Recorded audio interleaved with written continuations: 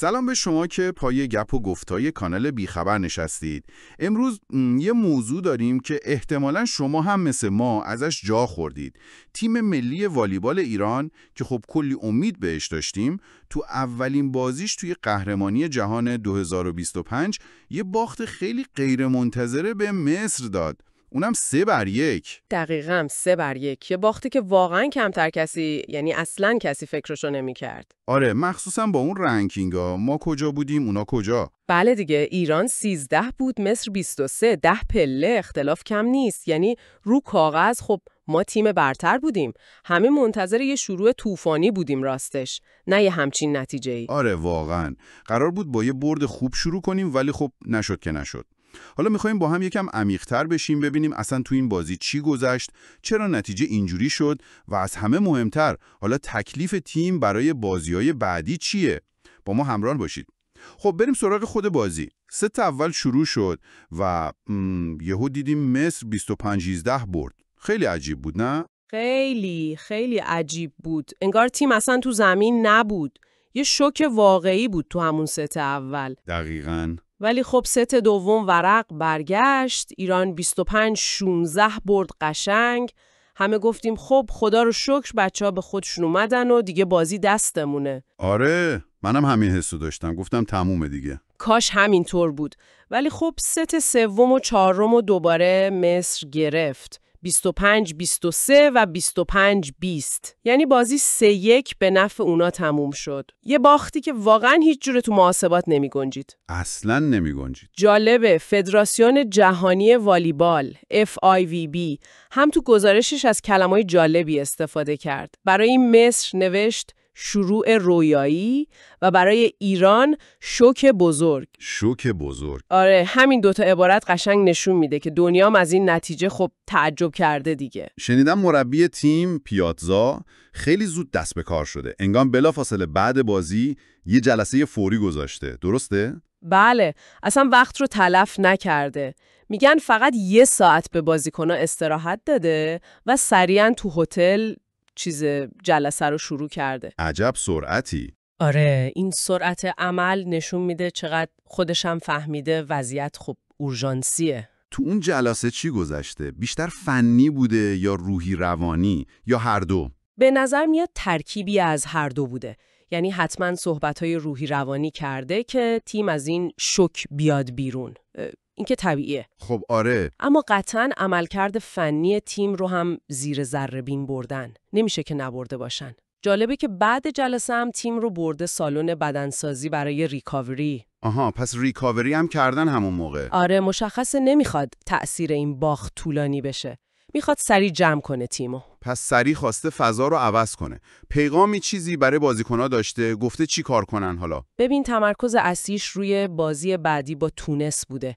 خیلی واضح گفته این بازی حکم مرگ و زندگی رو داره. گفته فوق‌العاده حساس و سرنوشت سازه. حساس و سرنوشت ساز. بله، ازشون خواسته با تمام قوا بیان تو زمین و اون چیزی که خودش گفته چهره واقعی ایران رو نشون بدن. چهره واقعی ایران. امیدوارم ببینیمش. آره، یه نکته جالب دیگه حرفهای خودش تو مصاحبه بعد بازی بود. خیلی صادقانه گفت مسئولیت باخت با منه. گفت نتونستم به بچه‌ها بفهمونم تو این تورنمنت‌ها هر تیمی میتونه سورپرایز کنه و باید آماده باشن. البته از بازی عالی مصر هم خیلی تعریف کرد، نباید اینو نادیده گرفت. درسته. اونا هم خوب بازی کردن حتما. خب اینا واکنش‌های اولیه بود. ولی سوال اصلی اینه که اصلا چرا باختیم؟ چی شد که یه تیم با این همه پتانسیل، با این رنک بالاتر اینجوری قافیه رو باخت؟ ببینید، نمیشه یه دلیل قطعی گفت. هیچ وقت یه دلیل نیست، معمولاً ترکیبی از عوامل هست. آره دیگه. یکی از کارشناسا آقای عباس میرحسینی یه تحلیل جالبی داشت. میگفت انگار تیم دچار یه جور خواب خرگوشی شده بود. خواب خرگوشی یعنی چی؟ یعنی حریف رو دست کم گرفته بود. انگار فکر نمی‌کردن مصر بتونه اینجوری بازی کنه. اون شروع خیلی بد تو ست اولم میتونه نشونه همین باشه. شاید اون دوتا برد خوب تو بازی‌های دوستانه قبل مسابقات مقابل آلمان و اسلوونی یکم غرور کاذب داده بود به تیم. آها ممکنه. خب آره دست کم گرفتن یه بحثه. ولی یعنی فقط همین بود؟ از نظر فنی چی لنگی زدیم که مصر انقدر راحت ازش استفاده کرد؟ بالاخره والیبال بازی اشتباهات دیگه. دقیقاً نکته همینه. دست کم گرفتن یه طرف، مشکلات فنی یه طرف دیگه. به نظر میرسه نامه‌آهنگی توی تیم خب موج میزد. یعنی کاملا مشهود بود. نامه‌آهنگی کجاها مثلا؟ مثلا مشکل توی دریافت اول که خب اساس شروع حمله است. خیلی به چشم اومد. توپ اول خوب نمیرسید به پاسور. خب این خیلی بده. بله، دفاع روی تورمون همون صلابت همیشگی رو نداشت. یعنی تو پایه‌های اصلی بازی، تو دریافت و دفاع مشکل داشتیم. آمار بازی چی میگه؟ تایید میکنه اینا رو؟ بله، آمارم همینو نشون میده. مثلا تو حمله مصر 52 امتیاز گرفت و ما 45 تا. اختلاف هست. 7 امتیاز تو حمله. آره، تو سرویس اختلاف فاحش‌تر بود. اونا 8 امتیاز مستقیم سرویس گرفتن، ما فقط 4 تا. 8-4 تو سرویس مستقیم؟ این خیلی زیاده. این خودش کلی فشار روی دریافت تیم میاره و خب کار پاسور رو خیلی سخت میکنه. دقیقاً، خیلی فشار میاره. فقط تو دفاع روی تور بود که ما یه برتری جزئی داشتیم. 10 امتیاز مقابل 7 امتیاز اونا. ولی خب اینم در مقابل ضعف‌های دیگه خیلی به چشم نیومد راستش. پس برتری دفاعی هم نتونست جبران کنه. نه، متاسفانه. یه نکته جالب دیگه بحث اشتباهات فردیه. تقریباً برابر بودیم. ما 26 امتیاز از اشتباهات مصر گرفتیم، اونا 24 امتیاز از اشتباهات ما. خب این که تقریبا مساویه. آره، ولی حس می‌کنم یعنی چیزی که تو بازی دیده شد، اشتباهات ما تو لحظه‌های حساس‌تر و کلیدی‌تر اتفاق افتاد. اون موقع‌هایی که نباید اشتباه کردیم و خب ضربش سنگین‌تر بود. آها، یعنی پوان‌های مفت دادیم تو لحظات حساس. یه جورایی. پیاتزا هم بعد بازی خیلی کلی حرف زد. گفت فعلاً فقط داره فکر میکنه چطور سرویس بزنیم، چطور دریافت کنیم و چطور پاس بدیم. یعنی برگشته به اصول اولیه؟ انگار. وقتی مربی در این سطح بعد از یه بازی رسمی میاد و میگه باید به فکر اصول اولیه باشیم، یعنی از عملکرد پایه‌ای تیم به شدت ناراضیه. انگار میخواد تیم رو ریستارت کنه. خب این نگران کننده است یکم. هست. البته نباید یه عامل مهم دیگر رو فراموش کنیم که شاید تو این مشکلات فنی هم بی تأثیر نبوده. چی؟ امین اسماعیل نژاد، پشت خط زن اصلی و امتیازآورترین بازیکنمون تو سالهای اخیر، مصدومه و تو این مسابقات نیست. آره نبوده امین واقعا حس میشه. حتما یه بازیکن کلیدیه. قطعاً بی تأثیر نیست، مخصوصاً تو فاز حمله که یه وزنه خیلی خیلی مهم بود. ولی خب نمیشم کل باخت رو گردن نبودن یه بازیکن انداخت. تیم باید نشون میداد که بدون اون هم میتونه کار کنه. اینم هست. درسته. خب این باخت فقط از دست دادن 3 امتیاز تو جدول گروه نبود. انگار تبعات دیگه‌ای هم داشته. درسته؟ یه چیزایی شنیدم. بله، متاسفانه. اولیش یه حس دژاوو یا آشناپنداری تلخ برای قدیمی‌ترهای والیبال بود.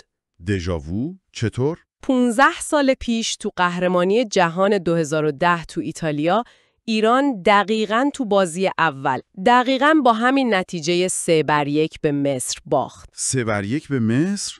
15 سال پیش؟ وای، عجب. اون سال چی شد بعدش؟ اون سال متاسفانه تیم نتونست از گروهش صعود کنه. ای وای. بله، این شباهت تاریخی خب خیلی‌ها رو نگران کرده که نکنه دوباره همون سناریو تکرار بشه. وای، چه سابقه‌ای بدی. امیدوارم تکرار نشه.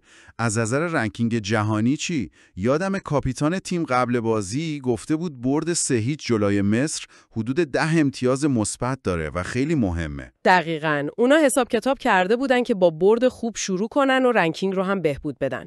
ولی حالا کاملا برعکس شد. با این باخت 3-1 ایران نزدیک به 14 امتیاز منفی. 14 امتیاز منفی؟ بله، 13 و 81 امتیاز دقیق منفی تو رنکینگ جهانی از دست دادیم. اوه. این که رنکمون میاد پایین خب بده، ولی دقیقاً چه تأثیری داره این امتیازا؟ چرا اینقدر مهمه؟ تأثیرش خیلی زیاده. ببین این امتیازا مستقیما روی جایگاه تیم تو رنکینگ جهانی اثر میذاره. این رنکینگ برای قرعه کشی تورنمنت‌های بعدی مثل خود همین قهرمانی جهان تو مراحل بعدیش اگه صعود کنیم مهمه. آها. و از همه مهمتر برای گرفتن سهمیه المپیک و لیگ ملت‌ها فوق‌العاده حیاتیه. هرچی رنکینگ پایین‌تر باشه کارت سخت‌تر میشه. یا تو گروه‌های سخت‌تری میافتی یا اصلا شانس حضور تو بعضی رقابت‌ها رو از دست میدی. پس این باخت از نظر امتیازی هم یه ضربه سنگین بود و باعث شد تا رده 16 سقوط کنیم. پس اوضاع حسابی پیچیده شد. خیلی پیچیده شد. با این حساب بازی بعدی با تونس دیگه واقعا حکم مرگ و زندگی رو پیدا کرده. یعنی هیچ جای اشتباهی نیست. کاملاً حساس و سرنوشت ساز به قول خود پیاززا. تونس هم از اون تیماییه که نباید دست کم گرفتش. یه تیم آفریقایی دیگه که حتما با انگیزه میاد، جنگنده میاد تو زمین. بله دیگه، دیدن مصر چیکار کرده اونا هم انگیزه میگیرن. دقیقاً. اگه باز همون غفلت و ناهماهنگی بازی با مصر تکرار بشه، کارمون خیلی خیلی سخت میشه. البته خب روی کاغذ و از نظر فنی پتانسیل ایران خیلی بالاتر از تونسه. شکی نیست. باید دید میتونن از نظر ذهنی خودشون رو جمع و جور کنن یا نه. اون مهمه. بعد از تونس هم بازی با فیلیپین میزبان رو داریم. اون بازی چطور؟ فیلیپین قاعدتاً باید حریف راحت تری باشه. ولی خب امتیاز میزبانی رو داره، تماشاگراشون هستن، نباید اون بازی رو هم ساده گرفت. ولی خب انتظار برد از تیم میره تو اون بازی. پس امید اصلی به همین دو بازی بعدیه. امید اصلی اینه که این شوک بازی اول یه سیلی محکم باشه که تیم رو بیدار کنه. همون آقای میرحسینی هم گفته بود تیم ما معمولاً تو شرایط سخت خودش رو بهتر پیدا میکنه. اون غیرت ایرانی رو نشون میده. باید منتظر موند و دید میتونن این شکست رو به یه نقطه شروع جدید تبدیل کنن یا نه. خب پس اگه بخوایم یه جمع‌بندی کنیم، یه شکست غیر منتظر و تلخ مقابل مصر داشتیم تو شروع کارمون تو قهرمانی جهان. دلایلش هم ظاهراً یه ترکیبی بوده از دست کم گرفتن حریف، مشکلات فنی مشخص توی دریافت، سرویس و دفاع، ناهماهنگی تیمی و شاید کمی هم بدشانسی، به اضافه غیبت بازیکن کلیدی مثل اسماعیل نژاد. دقیقاً. یه پکیج کامل از اتفاقات بد بود. این باخت هم رنکینگمون رو به شدت تحت تاثیر قرار داد، 14 امتیاز کم شد و هم فشار روانی رو برای دو بازی آینده، مخصوصاً بازی حیاتی با تونس، به اوج رسوند. اوج فشار. بله. حالا همه منتظریم ببینیم واکنش تیم چیه و آیا میتونن از این گروه صعود کنن و اون چهره واقعی ایران که پیاززا ازش حرف میزد رو به نمایش بذارن یا نه. باید دید. یه سوالی هم این وسط ذهن منو درگیر کرده، شاید برای شما هم پیش اومده باشه. این تیم ملی ما به عنوان دومین تیم جوان این دوره از مسابقات معرفی شده. میانگین سنی حدود 25 سال. آیا این جوانا، این نسل جدید میتونن این فشار عظیم رو تحمل کنن؟ میتونن این شوک رو هضم کنن و ازش به عنوان سکوی پرتاب استفاده کنن؟ یا این شکست فقط نوک کوه یخ بود و یه نشونه ای از چالش‌های بزرگتر برای نسل والیبال ما با هدایت پیاززاست؟ سوال خیلی خوبیه. سوال میلیون دلاریه شاید. آره، فکر کنم جواب این سوال رو فقط عملکردشون تو زمین مسابقه بهمون میده. باید منتظر بازی با تونس و بعدش فیلیپین بمونیم. ممنون که تو این گپ و گفت با ما در بیخبر همراه بودید.